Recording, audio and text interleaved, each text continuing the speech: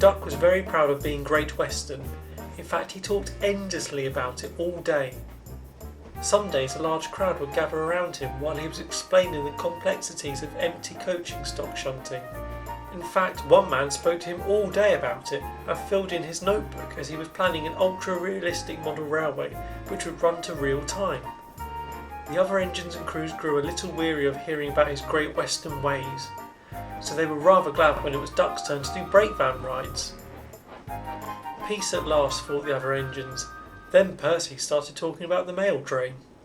Meanwhile, Duck went back and forth on the demonstration line, then noticed some coaches in a siding which could do with being properly arranged. So he convinced his driver this would interest the visitors to see some shunting demonstrations.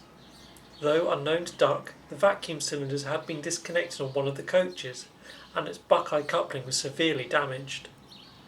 Duck enjoyed a good shunt with coaches. The visitors were taking lots of photos and looked on in amazement at Duck, his smooth stopping capabilities and his well-timed buffering up to the coaches. Then it happened. He buffered up to the old coach and it moved slowly at first, then gathered speed towards the buffer stops.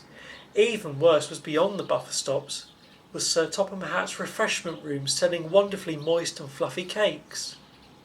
Luckily the man serving the cakes, who coincidentally used to run a barber's shop before Duck smashed through the wall, could see what was about to happen. Skillfully he placed the cakes on a trolley and pushed them out the door, and it stopped without damaging a single crumb. Unfortunately the refreshment rooms was completely demolished by the coach. Luckily no one was hurt, well, apart from Duck's pride, that is.